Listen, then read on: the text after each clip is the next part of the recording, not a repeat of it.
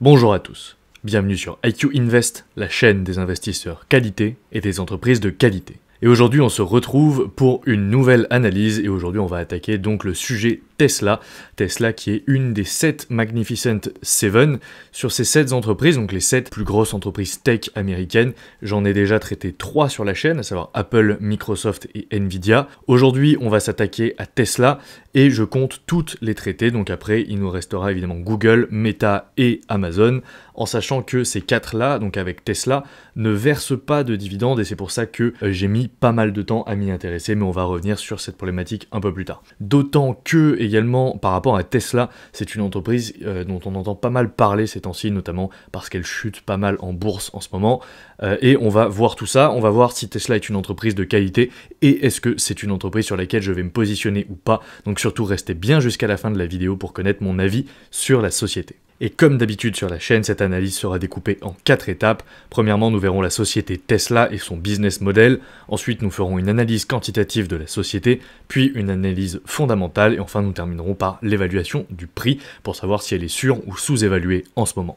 Et également pour les nouveaux qui découvriraient la chaîne avec cette vidéo, je vous rappelle que vous pouvez retrouver toute ma méthode d'analyse dans la playlist méthode que je vous mettrai en description et en haut à droite de la vidéo. Et comme d'habitude également, avant de commencer, je vous rappelle que je ne suis pas un professionnel de la finance, cette vidéo n'est donc pas un conseil en investissement, vous êtes tous entièrement responsables de vos investissements et devez faire vos propres recherches avant d'acheter ou non une entreprise. Ceci étant dit, nous allons commencer par l'étude de la société Tesla et de son business model. Donc Tesla est une entreprise américaine, elle est cotée au Nasdaq et a pour ticker TSLA, elle a une capitalisation de 542 milliards de dollars, elle n'est évidemment pas éligible au PEA, elle ne verse pas de dividendes et Tesla est dans le secteur de la consommation discrétionnaire. Si on fait un rapide point sur l'histoire de la société, Tesla a été fondée en 2003 par Martin Eberhard et Mark Tarpenning. En 2004, Elon Musk rentre au capital dans le cadre d'une série A, puis Elon Musk prend la tête de Tesla et devient le CEO en 2008 et lance également la production du Roadster, donc qui a été la première voiture Tesla.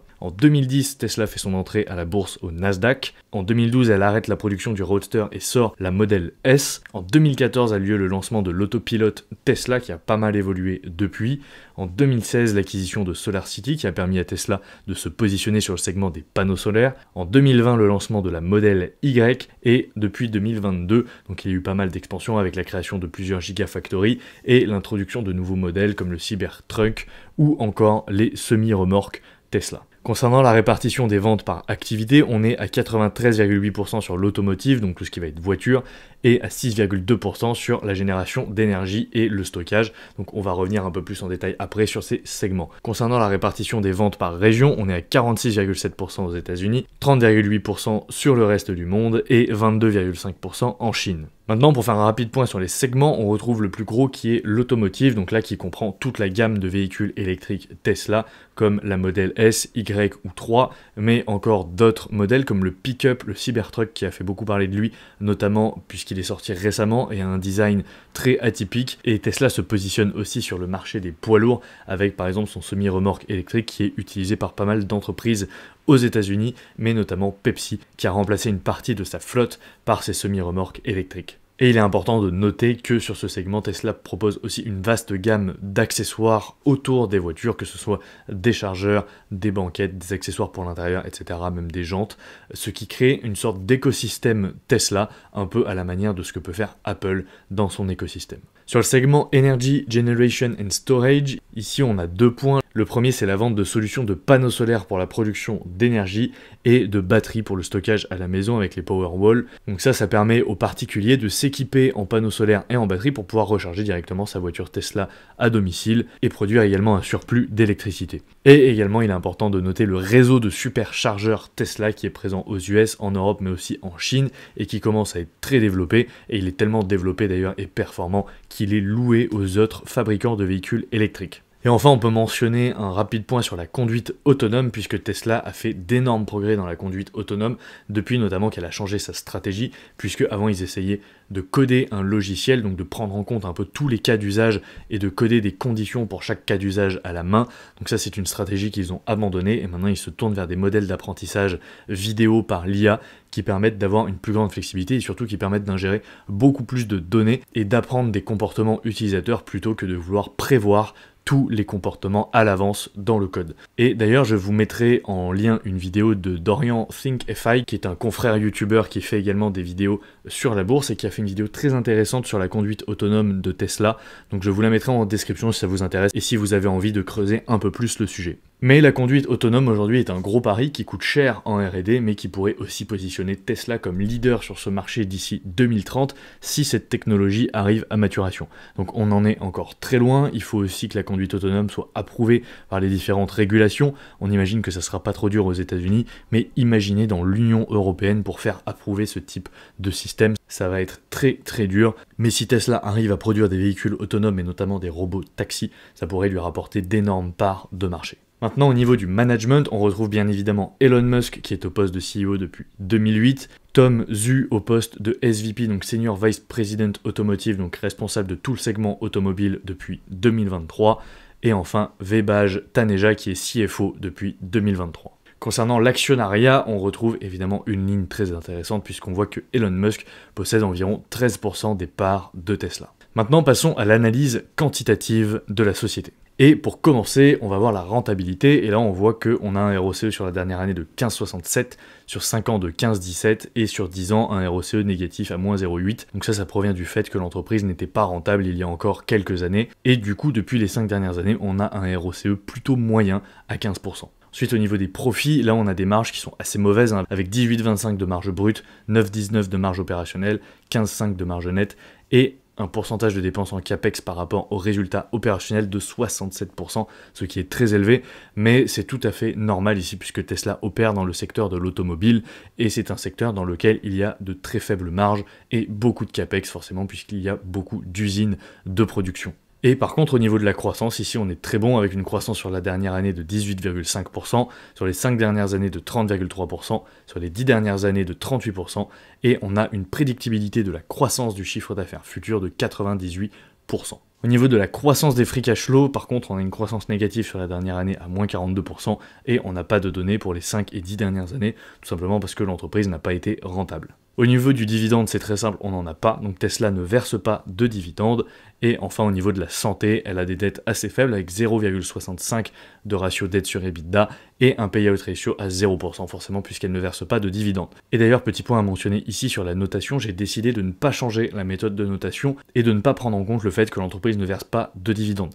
C'est-à-dire que du coup, on a 4 points qui sont alloués au dividende aujourd'hui dans la note, et donc si on enlève ces 4 points, on obtient une note qui est au maximum de 16 sur 20, donc ça handicape forcément les entreprises qui ne versent pas de dividendes, mais moi ça me paraît assez juste d'handicaper les entreprises qui n'en versent pas, tout simplement parce que je pense que c'est un critère important, c'est un critère qui montre qu'une entreprise est suffisamment mature pour verser un dividende, et surtout en général ce sont des entreprises qui ont une meilleure santé et une meilleure gestion financière. Mais malgré ces 4 points en moins, dans le screener sur l'application IQ Invest, on peut trouver de très très belles entreprises comme par exemple Alphabet ou Meta ou encore Adobe qui ressortent très haut même avec ce handicap. Et donc si on récapitule pour Tesla, en prenant tout ça en compte, on a une note de 7,5 sur 20, ce qui est pour le coup assez mauvais. Et si on compare Tesla par rapport à ses concurrents, c'est tout aussi mauvais, hein, avec BMW avec 6,5 sur 20, Volkswagen avec 5 sur 20, et Ford qui ferme la marche avec 3 sur 20, en sachant qu'en plus de ça, ces 3 entreprises pour le coup versent un dividende, donc elles n'ont pas l'handicap de moins 4 points comme la Tesla, donc ça veut dire que Tesla, pour le secteur de l'automobile en tout cas, est vraiment supérieur à la moyenne en termes de qualité. Et donc si vous aussi vous voulez trouver des entreprises de qualité, vous trouverez en description le lien vers le Quality Stock Screener, qui est mon application sur laquelle il y a plus de 8800 entreprises du monde entier et sur laquelle vous pouvez donc trouver des actions de qualité en quelques instants grâce à l'analyse quantitative, faire des analyses fondamentales, mais aussi acheter vos actions au meilleur moment grâce à une watchlist personnalisée. Si on compare maintenant la performance de Tesla par rapport à ses concurrents sur les 10 dernières années, on voit qu'on a une performance écrasante puisqu'on ne voit même pas BMW, Volkswagen et Ford sur la ligne, elles sont quasiment à 0. Et forcément, hein, le secteur de l'automobile, c'est un secteur qui peine à croître sur ces dernières années, et Tesla est l'exception à la règle, puisqu'elle a eu une croissance absolument phénoménale, avec un retour sur investissement, on le voit hein, depuis 2010, de plus de 10 000%, ce qui est énorme. Et si on compare la performance de Tesla par rapport au S&P 500, pareil, on a une surperformance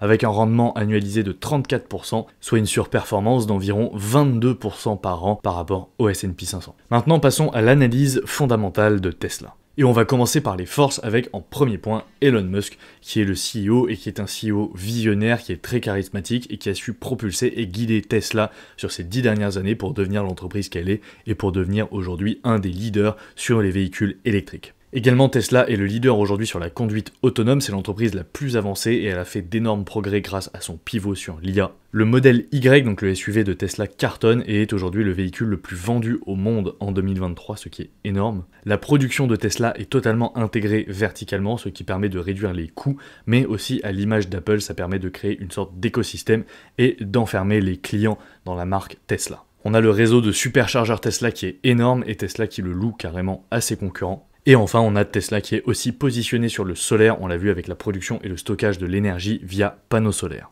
Maintenant, au niveau des risques, on a Elon Musk aussi également. Pour moi, Elon Musk est autant une force qu'un risque pour Tesla, puisque en tant que CEO, il est aussi très dangereux, car il a souvent des réactions et des comportements complètement irrationnels, et il peut complètement faire bouger le cours de l'action sur un simple tweet, et ça c'est quelque chose qu'on veut éviter en tant qu'actionnaire. La croissance des ventes également a fortement ralenti sur l'année 2023. Le secteur automobile est non seulement réputé comme étant très cyclique, mais aussi fortement régulé et soumis aux autorités. Les marges sont en baisse régulière depuis quelques années, notamment les marges opérationnelles, et l'entreprise a également de fortes dépenses en capex. Également, il est important de noter qu'il y a eu un changement de stratégie récent sur la production de véhicules abordables vers des robots taxis. C'est d'ailleurs ce qui a valu à Tesla sa forte baisse, puisque à la base, ils avaient annoncé pour 2005 la production d'un véhicule abordable, mais ils ont changé de stratégie et se tournent vers les robots taxis, donc il n'y aura pas de véhicule abordable qui sortira en 2025. Et enfin, pour terminer, il y a beaucoup de concurrents historiques comme Volkswagen, BMW, Toyota ou encore Mercedes qui arrivent en force sur le marché des véhicules électriques et qui sortent de plus en plus de modèles électriques et surtout souvent moins chers que les Tesla. Maintenant, pour l'avantage compétitif, on a une petite douve au niveau de Tesla qui provient de plusieurs points, notamment que Elon Musk, selon moi, est un des CEO les plus charismatiques et visionnaires et surtout médiatisés du monde, mais également on a aujourd'hui Tesla qui est une marque forte, qui est reconnue et qui est associée à du haut de gamme, grâce notamment à ses débuts sur le luxe avec le Roadster et la Model S. Il y a également beaucoup de services qui sont associés aux véhicules de Tesla qui devient presque un écosystème à l'image de ce que peut proposer Apple. Et également, il y a de fortes économies d'échelle qui sont réalisées grâce à la production qui est totalement intégrée verticalement. Et Tesla va même jusqu'à fabriquer ses propres batteries. Maintenant, au niveau des scénarios catastrophes, pour ma part, j'en ai trouvé 3. Le premier serait que les véhicules électriques pourraient ne pas être la technologie idéale pour le futur et pourraient être totalement remplacés par une autre technologie, comme par exemple l'hydrogène. Donc ça, selon moi, c'est quand même peu probable puisque aujourd'hui, je ne vois pas d'autres alternatives qui pourraient exister sur le marché aux véhicules électriques. Ensuite, Tesla doit de plus en plus baisser ses prix et réduire ses marges face à la concurrence de plus en plus forte des concurrents historiques qui se positionnent de plus en plus sur le marché de l'électrique et qui pourraient tout à fait devancer Tesla. Donc ça, c'est un scénario qui pour le coup est probable. Et enfin, des problèmes de fiabilité pourraient engendrer des morts dans des véhicules Tesla, notamment par exemple si Tesla venait à généraliser la conduite autonome et que le logiciel venait à provoquer de graves accidents, ça serait catastrophique pour l'image de la marque et ça c'est également un scénario qui est probable. Maintenant passons à la checklist fondamentale et commençons par les produits. Selon moi, les produits sont moyennement essentiels puisque même si aujourd'hui les voitures sont quand même assez indispensables dans le quotidien de tout le monde, les voitures électriques le sont beaucoup moins que des voitures thermiques, je pense. Ensuite, les produits ne sont pas achetés régulièrement, forcément on est sur des produits qui valent très cher et donc ils ne sont pas non plus à bas prix. Et les produits sont plutôt neutres également au niveau de la base de clients puisque aujourd'hui les véhicules électriques représentent quand même une assez faible part de marché. Et selon moi également, les produits ne résistent pas au changement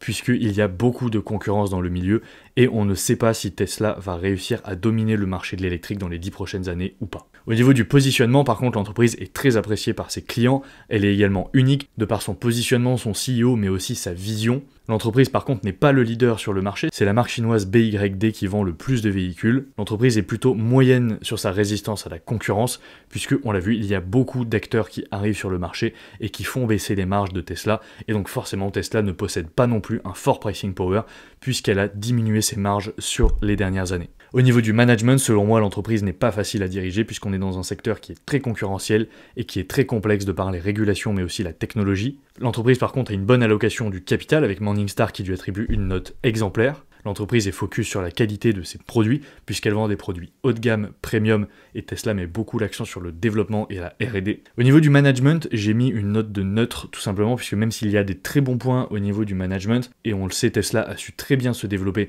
sur les dernières années, pour moi, le changement de plan sur 2025 et le fait de déprogrammer le véhicule abordable pour programmer les robotaxis, c'est quand même assez inquiétant. Et ensuite, par contre, le management est skin in the game, on l'a vu, le CEO Elon Musk possède 13% de la société. Et enfin, pour terminer, l'entreprise est moyenne sur sa douve, on l'a vu, Morningstar lui attribue une note de petite douve stable.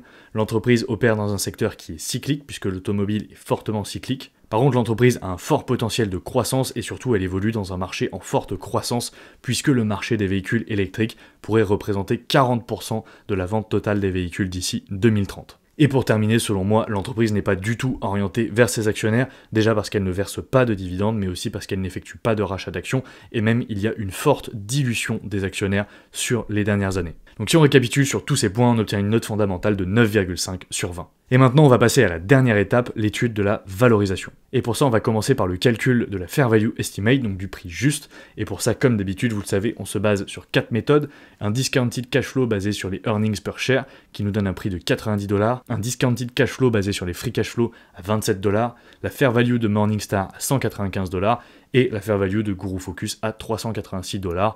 Et la moyenne de ces 4 prix nous donne un prix juste de 174$. Et d'ailleurs, vous voyez que Guru Focus est plutôt très optimiste sur l'évaluation de Tesla, tandis que Morningstar est beaucoup plus conservateur. Donc la moyenne de ces prix permet d'ajuster, et je trouve que le prix juste qu'on obtient à 174$ reflète plutôt bien la réalité de l'action aujourd'hui.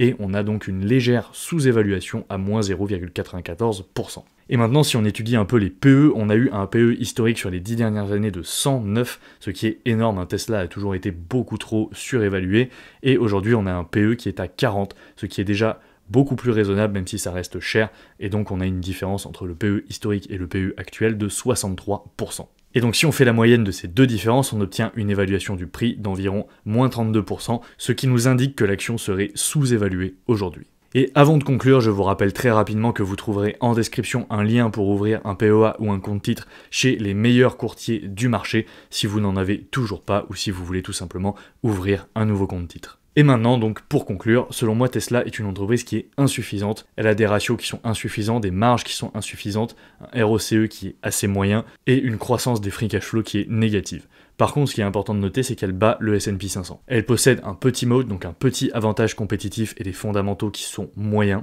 Elle est aujourd'hui la marque la plus connue de véhicules électriques et est l'une des entreprises les plus médiatisées au monde grâce à Elon Musk. Pour le pire ou le meilleur, on l'a vu, selon moi, Elon Musk est à la fois une force et une faiblesse pour Tesla. Aujourd'hui, l'entreprise a l'air plutôt décotée par rapport à sa valeur estimée, mais elle reste néanmoins assez chère, avec un PE de plus de 40. Donc pour ma part, Tesla c'est non pour plusieurs raisons. Déjà, j'évite le secteur automobile, je pense que l'avenir de l'entreprise, ainsi que son présent d'ailleurs, est trop incertain. Le management selon moi est trop volatile, les changements récents de décision me font peur. Je n'ai également pas envie d'être actionnaire sur une société qui peut chuter en bourse à tout moment sur un simple tweet. Mais par contre, ce qu'il est important de noter, c'est que Tesla est une entreprise que j'apprécie beaucoup pour ses produits. Alors, je n'ai pas de voiture électrique, mais si demain je devais acheter une voiture électrique, ça serait probablement une Tesla.